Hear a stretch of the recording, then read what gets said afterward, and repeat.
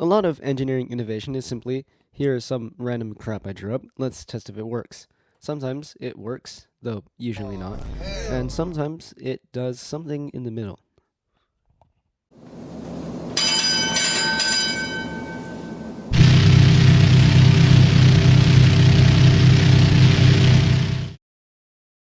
Around 1870, Italy was looking to expand its naval fleet.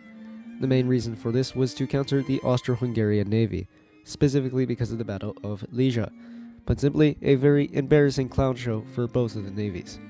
Now, one of the engineers hired to design ironclads for this naval expansion was the renowned Benedetto Brin, most known at the time for his work on the Duilio class, and his plans resulting from Italy's desire to expand its navy would eventually involve the Italia class ironclads. Brin was very much a speed-focused person, and he was very much willing to take drastic measures to achieve this. One of the most contextually unorthodox design choices that was apparent within the Italia-class ironclads was the fact that a lot of armor was simply deleted. Around this time, one of the biggest design motifs in warships, in a nutshell, was to try to make them tank as many hits as possible. Brin, however, reasoned that this was futile. Looking at previous warships, Brin found that thicker armor was often obsolete to modern artillery, and moreover that this armor could shatter, causing shrapnel from said shattering to penetrate the hull of the ship, exemplifying damage. So because of this, Brin simply didn't include any belt armor within the Italia's design. Because of this, there was also more hull space for more fuel and a planned capacity of 10,000 soldiers. Well, actually, not planned. It could fit 10,000 if it wanted, although this never happened. The ship also featured a staggering 26 boilers. This was because of, well, speed. This ridiculous amount of boilers for a ship that featured a length of only around 125 meters and a beam of only around 22 meters gave the ship around 16,000 indicated horsepower. And of course, with so many boilers, you need to ventilate out all the smoke, justifying the 6 funnels it spouted. The Italia also featured 4 different compound steam engines to power its screws. Now, as for gun specs, the Italia was fitted with 4 massive 432mm guns with a range of around 2 kilometers. 3 of these 432mm guns were 26 caliber guns, and 1 was a 27 caliber gun. They could deliver a payload similar to that of a 1-ton bomb, though it came with quite a long reload of 5 to 8 minutes, generally speaking. The Italia also carried 125 kilogram torpedoes, with a range of around 0.6 kilometers, and even torpedo boats, though these would eventually prove to be rather useless. It would be reasonable to say that the Italia was really the brainchild of Brin's work up to that point, and they were really absolute units. And after an astonishing 11 years of construction, the Italia would finally be launched. Basically, Brin tried to create what we now call battlecruisers, though obviously they're not actually battlecruisers. Therefore, maritime historians usually refer to them as proto-battlecruisers. During the Italia's sea trials from 1885 to 1886, however, many issues were immediately noticed, one of them ironically being insufficient steam capacity, but most of these issues were at least partially rectified. The Admiralty, on the other hand, very much admired Brin's work, as the Italia was able to achieve reported speeds of 17.8 knots, much faster than any other ironclad, despite their massive displacement of 15,000 tons. Soon afterward, the Italia would enter official service on January 10, 1886. With the second and last ship of the Italia class, the Lepanto, Benedetto would further modify its designs.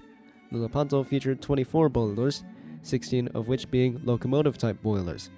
The Lepanto would also only feature 4 funnels in pairs of 2, rather than the 6 in pairs of 3 on the Italia.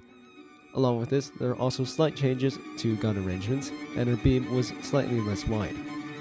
During her sea trials, she was able to go slightly faster than the Italia, traveling at around 18.4 knots compared to the Italia's 17.8 knots.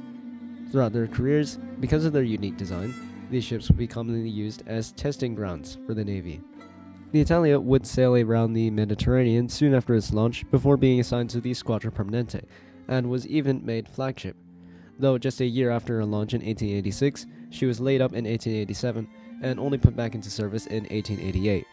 After she went back into service, she would pair up with her sister ship and one of the ships from the Duilio class, as well as 5 other cruisers, to simulate defense drills.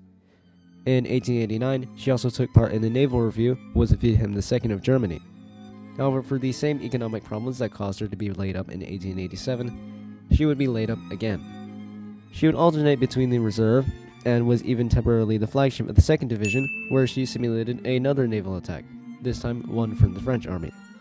By 1895, however, the Italia and her sister ship were now permanently assigned to the reserve squadron, becoming the flagship of the 3rd Division. Soon after this, she also almost collided with her sister ship whilst doing fleet maneuvers. In 1898, she became flagship again of a different squadron, this time being the maneuver squadron, where the Admiralty then considered remodeling her to be similar to the standards of the Enrico Dandolo, a ship of the Italia class also designed by Britain, though these plans were eventually cancelled. In 1905, however, the Italia would get a refit anyway. Her 6 funnels were cut to 4, and a similar arrangement to that of her sister ship, along with new guns and other accessories. After the refit was completed in 1908, she would be docked in La Spezia until in 1911 she became a Berg ship and would be reassigned again to the 5th Division, along with her sister and the Enrico Dandolo. The Italia would then become a training ship in 1912, and in 1914 she would be assigned to Taranto as a guard ship. Soon after this, during World War I, she was stricken, basically prepared to be broken up. This did not happen for a while, however, and she was actually moved to Brindisi in 1915 to defend the harbor located there. In 1917, she headed back to La Spezia to be converted into a grain ship, having almost all of her artillery removed. Then in 1919, she was assigned to the State Railways Administrations, and after a 35-year career, she was finally scrapped in 1921. As for the Lepanto, she would also enter the Squadra Permanente in 1888, eventually becoming the flagship of the Squadra Permanente in 1893. She was then put in the reserve in 1895 and served as a training ship for about 1 year. And after this, in 1897, she would visit Great Britain in a representative trip for Italy. In 1902, considerations for refits were also made for the Lepanto, though, like with her sister ship, these never followed through.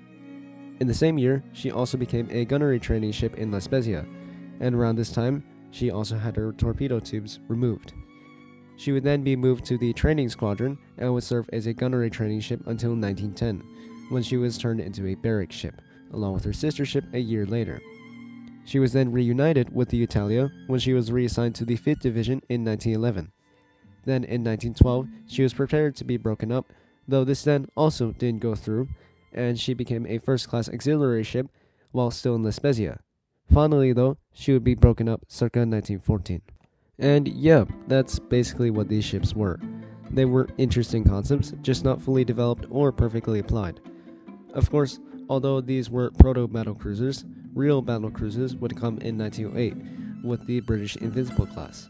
And obviously, I cannot end this video without also mentioning the other 6-funneled warships, that being the Edgar Reynon and Edgar Quartet class cruisers, both belonging to the French Navy.